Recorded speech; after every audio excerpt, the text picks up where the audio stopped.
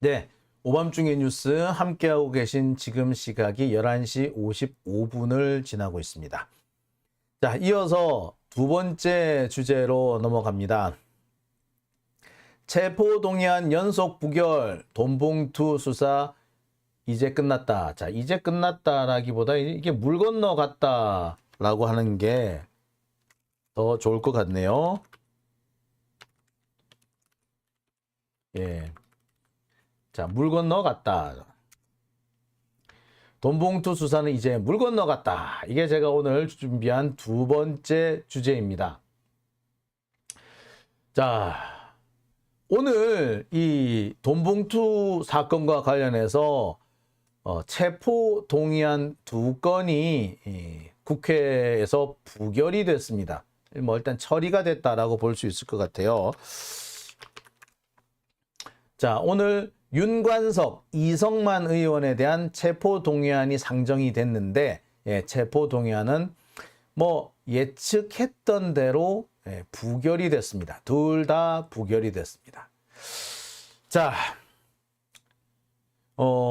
어떤 분은 이걸 가지고 이게 이재명 대표한테는 좀 불리한 상황이 아니냐, 또 부담이 되는 상황이 아니냐라고 말씀하시는 분들도 계십니다. 하지만 저는 그렇게 볼 사안은 아니라고 생각됩니다. 당장 오늘 체포동의안 두 건이 연속으로 부결됐다는 소식이 들리자마자 검찰이 되게 망연자실한 표정을 짓고 있습니다. 겉으로는요, 야당이 소위 방탄국회를 하고 있다는 둥, 국민의 뭐 심판을 받을 것이라는 둥 이렇게 큰 소리를 치고 있지만 자신들의 속내, 속모습은 지금 대단히 속이 타고 있는 그런 상황일 겁니다. 왜 그러냐? 자, 지난 5월 초쯤에 체포동의안이 상정이 됐는데 체포동의안은 일단 국회 본회의에 보고가 돼야 되고요. 보고가 되고 난다면 그 다음 본회의에서 바로 처리를 해야 합니다. 그런데 국회 본회의가 열리는 시간을 해보니까 결국에는 6월 12일이 된 겁니다. 그래서 오늘 체포동의안이 처리가 됐는데요. 역시 부결이 됐습니다. 윤관석 의원의 경우는 반대가 145표, 이성만 의원 같은 경우는 반대가 훨씬 많아서 155표에 달했습니다. 민주당 국회의원 수가 지금 169명인데 24명에서 14명 정도의 이탈표가 나온 것 같죠? 찬성표를 보면 139대 132인 걸로 보니까 일단 국민의힘 애들은 다 투표를 한 것 같고 정의당 여기에 붙였고 기타 저쪽 편에 갖다 붙어 있는 뭐 양향자라든지 이런 사람까지 포함을 하면은 아마 이래저래 해가지고 한 120표 정도 나올 것 같은데 역시 19표 정도의 반란표가 있었다라고 보는 게 맞겠죠? 여튼 이렇게 해서 부결이 됐습니다. 자, 이렇게 부결이 됐다라는 소식이 전해지자마자 한동훈이 아주 난리가 났죠. 막말 폭주였습니다. 어떤 막말을 했느냐? 저 없었으면 어떻게 사셨을지, 정치 공작 아니냐 이런 얘기가 나오니까 아이고 핑계가 많네. 나왔으면 어떻게 사셨을까? 깐족도 이런 깐족이 어디 있어요? 이거 진짜 시정 잡배들이 그 멱살 잡고 싸울 때 하는 뭐 그런 말 아닌가요? 근데 지 말 맞다나 일국의 장관의 입에서 내 없으면 어떻게 살았을 거냐는 이딴 소리를 하는 거 보면 참 품격 있다, 그죠? 예. 자, 그러면서 돈봉투 수수자가 돌린 사람 체포 여부를 정하는 건 불공정하다. 자, 돈봉투 수수자라고 지가 낙인을 찍었네. 확정 판결을 낸 것처럼 지가 말하네. 왜 확정 판결을 지가 했나? 아니, 아직까지 기소조차 안 됐는데, 어떻게, 그리고 누구누구가 받았는지 실제로 이름을 거명하지도 못했으면서 어떻게 돈봉투 수수자가 돌린 사람 체포 여부 정하는 건 불공정하다 이딴 소리를 합니까? 한동훈 지말 맞다나 20명 정도한테 돌렸다라고 했으면 그 이름을 적시를 하든지 이름을 적시했으면 명백해져요. 왜냐?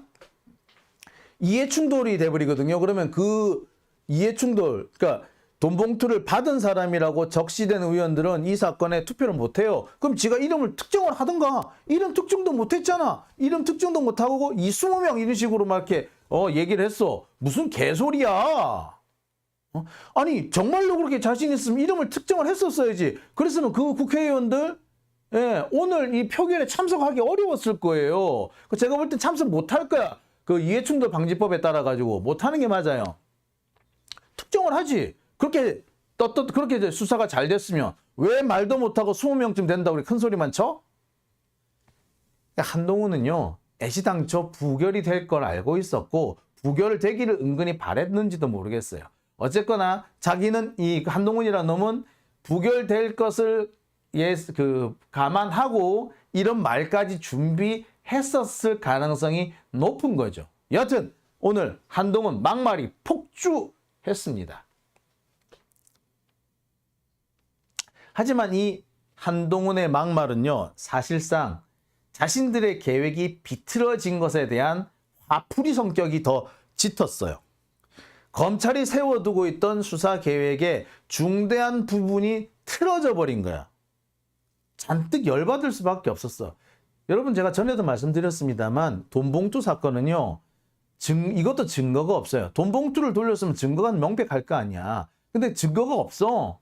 한동훈 말 맞다나 사각사각 하는 소리, 이런 소리라도 좀 녹음을 해오지. 그것도 없는 거예요. 수사 계획이 틀어진 겁니다. 오로지 진술에 의존할 수밖에 없었고, 이 진술을 자신들이 원하는, 검찰이 원하는 진술을 뽑아내기 위해서는 이 국회의원 두 사람이 구속이 됐어야지 자신들이 원하는 그게 뽑아져 나오는 거야. 자신들이 원하는 이 진술을 뽑아낼 수가 있었던 거예요. 그런데 구속이 안 되니까 자신들이 원하는 진술을 뽑아내지 못하는 거죠. 물증은 없는데 진술을, 그러니까 한마디로 자백을 이끌어내기도 어려운 상황이 돼버린 거야. 수사를 더 이상 할 수 없다는 거죠. 당연히 검찰로서는 짜증 나겠지. 그러니까 짜증이 섞여가지고 지금 꼬장을 부렸겠지. 그게 누구? 한동훈이었다. 라는 얘기인 겁니다. 자, 도대체 그러면 검찰의 계획은 뭐였을까요? 검찰은 도대체 수사를 어떻게 하려고 했던 걸까요? 검찰은요, 그런 얘기를 합니다. 일단 한번 무너지고 나면은 그 다음부터 진술 확보하는 건 쉽대. 그래서 제일 중요한 게 뭐야? 피의자를 무너뜨리는 게 중요하다는 거예요. 정신적으로 저항할 수 있는 의지를 무력화해야 된대. 검찰은 그냥 대놓고 얘기를 해요. 기자들한테도 이게 특별하게 숨기는 부분도 아니야. 아주 자연스럽게 일단 저항 의지를 무너뜨려야 된다. 저항 의지를 무너뜨리기 위해서 구속을 시키는 거고, 지가 구속이 본인이 당사자 구속으로 안 되면 그 윗선을 구속시키거나 주변 사람을 붙잡아 오거나 해서 저항 의지를 무너뜨려야지 자백을 받아낼 수 있다라는 식으로 얘기해. 그리고 자백을 받아내야지 기소를 할 수 있다는 게. 아니, 증거를 들이밀면 자백을 하겠지. 근데 증거는 안 들이밀고 사람을 심리적으로 무너뜨리려는데 집중을 하는 거예요. 그러니까 검사들이 온갖 수단 방법을 가리지 않고 야비한 수단까지 동원해 가면서 수사를 하는 거예요. 그런 수사가 정상적으로 수사가 되겠습니까? 아니면 그냥 사람 잡는 게 목표인 수사가 되겠습니까? 유죄를 밝히고 범죄를 찾아내는 것이 아니라 그냥 사람 하나 바보 만들고 등신 만들고 사회적으로 매장시키는 수사를 하고 있는 거예요. 그게 검찰인 겁니다. 네. 증거가 아니라 사람을 심리적으로 무너뜨려가지고 가짜든 진짜든 상관없이 자신들이 원하는 진술만 받아내면 땡이었던 거예요. 검찰도 그 부분에 대해서 숨기려고도 안 해. 네? 아주 본인들은 자랑스럽게 얘기를 해요. 저항 의지를 무너뜨려야 된대. 그래서 언론 플레이도 하는 겁니다. 언론 플레이요? 달리 하는 줄 아세요? 온 나라 언론들이 전부 다 한 사람을 표적 삼아가지고 나쁜 놈이라 욕하면 그 사람이 견딜 수 있겠습니까? 아니 그 주변 사람들이 견딜 수 있겠어요? 그 주변 사람들 가서 뭘 하겠어요? 자 빨리 끝내자. 그냥 대충 다 인정하고 그냥 끝내자. 빨리 끝내자. 나 시끄러워서 도저히 못 살겠다. 라고 주변 사람들부터 먼저 나섭니다. 그거예요. 검찰이 노리는 게 저항 의지의 말살인 거죠. 그러기 위해서 온갖 괴롭힘을 다 하는 겁니다. 그래서 별건 수사도 하는 거예요. 별건 수사를 하지 마라 그랬더니 검찰이 지랄 방정을 뜨는 이유가 뭐냐? 괴롭힘의 수단이 하나 사라지는 거거든. 이렇게 따지고 보면 검찰 아들, 딸들이 학폭에 연루되는 건 어떻게 보면 너무나도 자연스러운 거죠. 자, 그렇게 해서 한번 일단 무너지잖아요. 그럼 그때부터 진술을 유도를 합니다. 야, 누구는 이렇게 말했는데 이거 아니야? 언론 보도 이렇게 나왔던데 이렇게 된 거 아니야? 그러면은 저항 의지가 무너진 사람, 저항 의지가 있는 사람은 에이 이거 말도 아니에요 라고 하겠지만 저항 의지가 무너진 사람 어떻게 하겠습니까? 맞아요. 맞다 칠게요 그냥. 야 그냥 쓰세요. 자, 그런데 사실이 아닌데 검찰이 자신들의 뇌피셜을 가지고 강제로 시인을 받아낸 거란 말이야. 그럼 이게 앞뒤가 맞겠습니까? 주변 사실하고 부합이 되겠어요? 안 맞죠? 그러니까 어떻게 한다? 검찰이 관련 자료들을 싹 보여줘요. 이게 날짜가 이렇게 됐던데 말이야. 이 날짜가 이 날짜죠? 이렇게 또 유도를 해.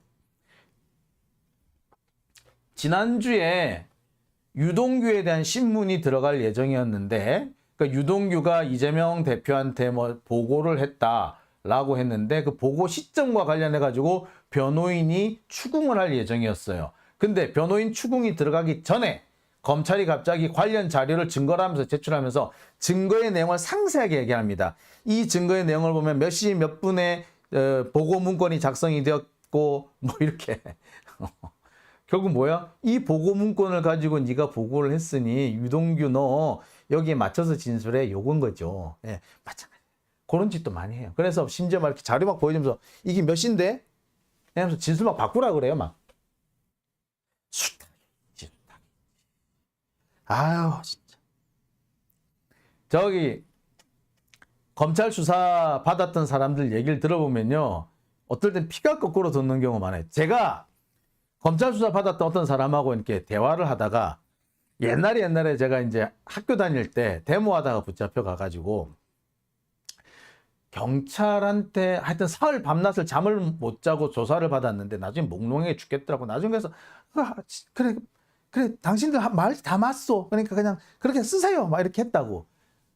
근데 아까도 말씀드렸듯이 경찰이 수사관이 막 진술서를 맞추면 쓰면은 이게 사실관계하고 사실 안 맞는 경우가 많죠. 그럼 맞춰야 돼 사후에. 그러면 자료 가지고 막 맞추고 막 그래. 내가 그렇게 하더라. 경찰이 나 학교 다닐 때 뭐 잡혀갔더니 데모하다 잡혀갔더니 경찰이 그러더라. 막 이렇게 얘기를 했더니 검찰 수사 받았던 어떤 사람이 뭐라고 하는 줄 알아요? 피 웃어. 왜 웃으세요? 그랬더니 똑같아요 검사도.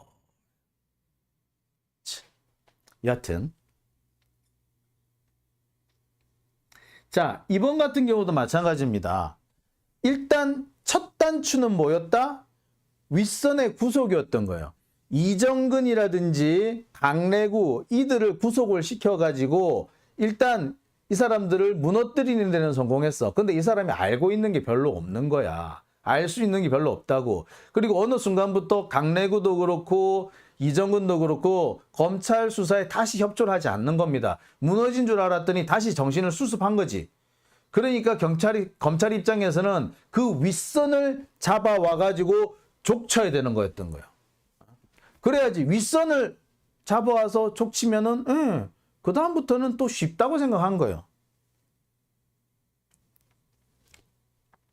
그리고 검찰은요 지금 뭘 처음에 하려고 했었느냐면 가장 많이 써먹는 방식이 뭐냐면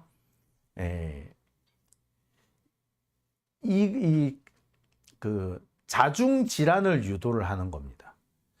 검찰은 아마 이 돈봉투 사건을 가지고 민주당이 자중질환을 일으켜가지고 자기들끼리 격렬하게 싸움을 벌일 것이라고 그러기를 바랬던 것 같아요. 강내구도 그렇고 이정근도 그렇고 이재명 대표 쪽에 가까운 사람이 아니라 사실은 이낙연 쪽에 훨씬 가까운 사람이라고 말씀을 드렸죠. 그리고 이정근은 그 정치 신세계인가 그 똥파리 방송에도 자주 나갔더라고. 강내구도 뭐 자주 그랬던 것 같고. 그러니까 사실은 이정근이나 강내구 문제가 터졌을 때 이재명 대표 입장에서는 반격을 할 수 있는, 그러니까 반명계, 친낙계들한테 반격을 할 수 있는 좋은 계기였어요. 그러니까 만약에 이때 검찰의 의도대로 이재명 대표가 이 이정근 강내구를 문제 삼아서 이 친낙계에 대해서 대대적인 반격을 했다. 그렇게 하면 어떻게 됐을까요? 민주당은 분열이 되는 겁니다. 쫙 분열이 됐을 거예요. 두 개로 완전 쪼개져 버렸습니다. 여기에 이제 누가 들어와? 이낙연이 들어와 버리면 게임 끝나는 거였어. 검찰 입장에서는 이 상황을 바랬던 거예요. 그래야지 수사도 수월하고 이재명 잡는 것도 수월하고 그냥 한 큐에 그냥 다 되는 거였단 말이야. 어떻게 보자면 이 돈봉투 사건은 이 사건 자체로 중요하다기보다 이것에 이 사건이 일으키게 될 파급 효과가 더 무시무시했던 거죠. 그런데 의외로 이재명 대표가 이 돈봉투 사건을 덥석 물지를 않았어. 이거를 가지고 친낙계를 공격한 게 아니야. 나 같으면 일단 두들겨 패고 시작했을 텐데. 예. 자, 그러면서 검찰이 세워뒀던 계획이 틀어져 버린 겁니다. 만약에 민주당이 분열돼 가지고 양쪽으로 쩍 쪼개졌다면 아마 오늘 그 윤관석 의원이라든지 이성만 의원의 그 체포 동의안이 가결됐을런지도 몰라. 예. 한 10대여섯 표 정도만 더 있었으면 가결이었잖아. 근데 아슬아슬하게 가결은 안 된 거예요. 그러니까 검찰 입장에서는 이런 상황을 노릴만 했던 거지. 근데 그 뜻대로 안 된 겁니다. 이렇게 되면은 검찰은 앞으로 한동안 수사를 재개하는 것이 사실상 어려워집니다.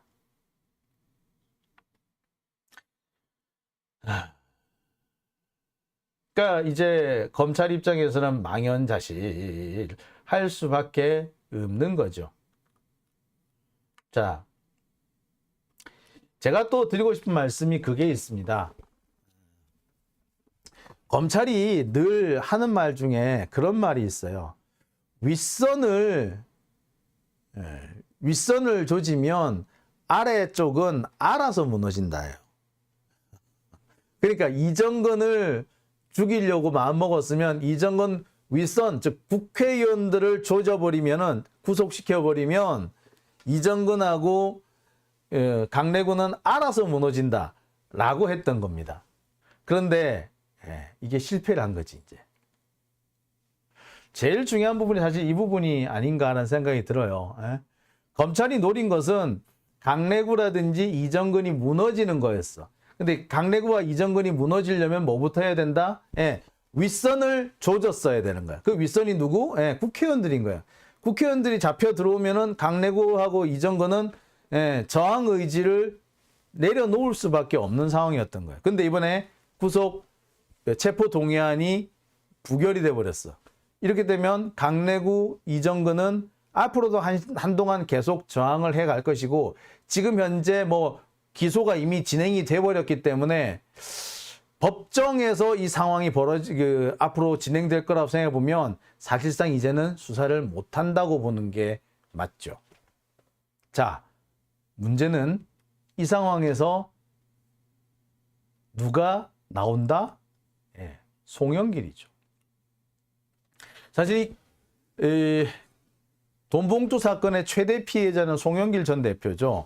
송영길 전 대표 프랑스 가 있다가 이 사건 때문에 갑자기 귀국했잖아요. 그리고 2달 동안 조사도 못 받고 지금 이러저러지도 못하고 있는 상황이고요.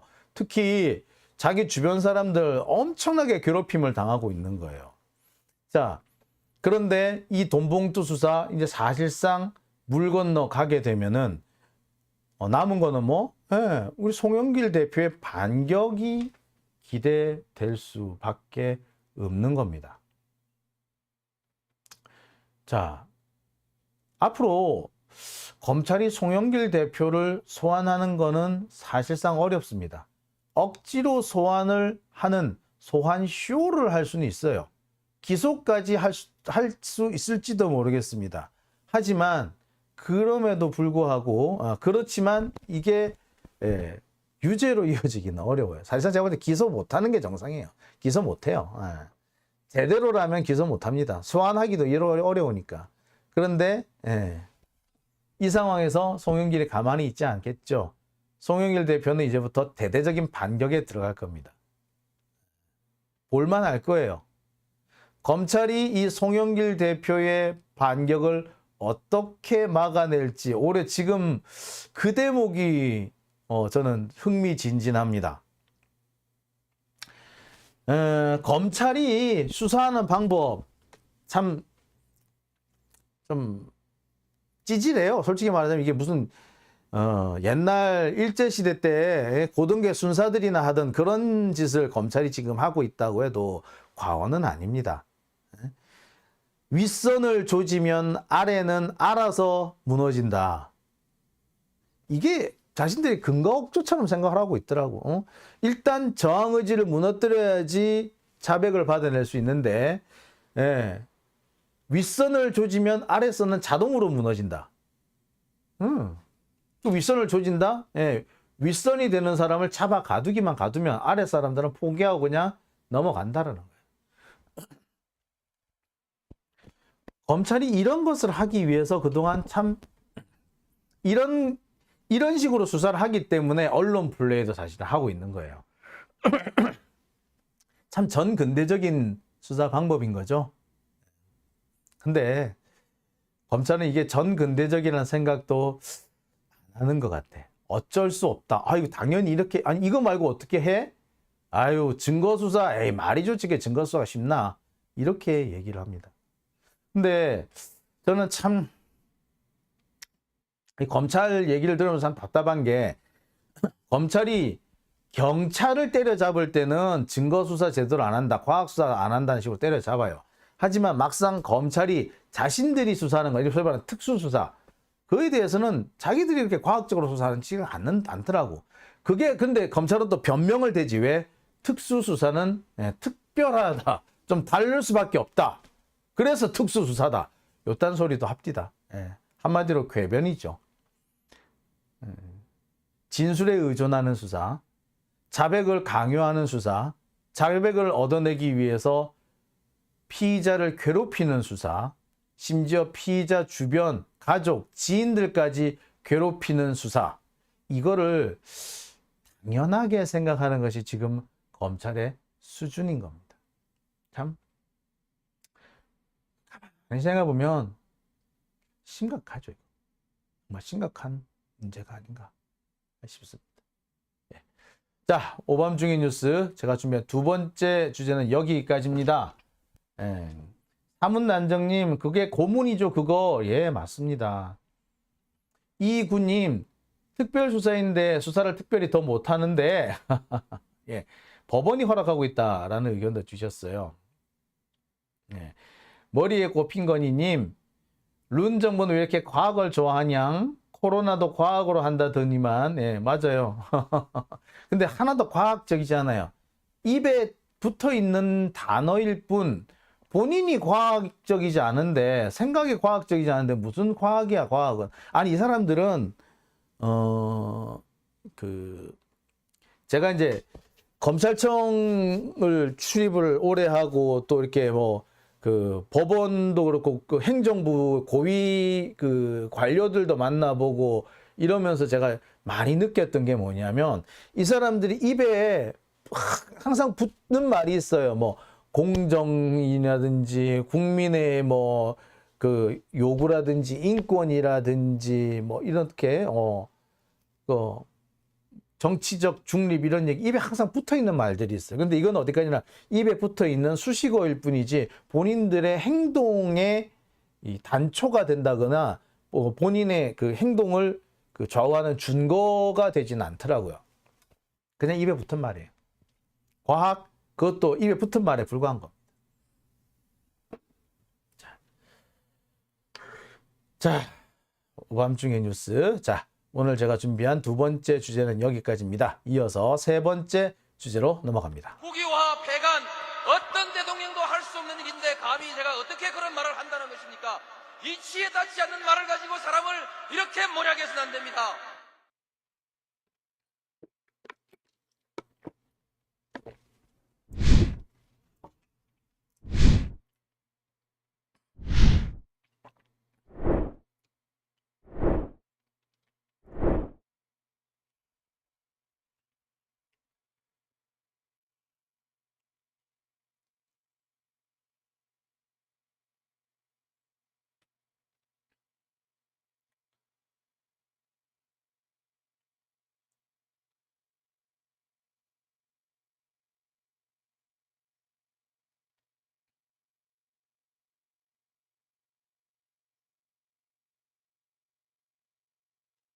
네, 오밤중의 뉴스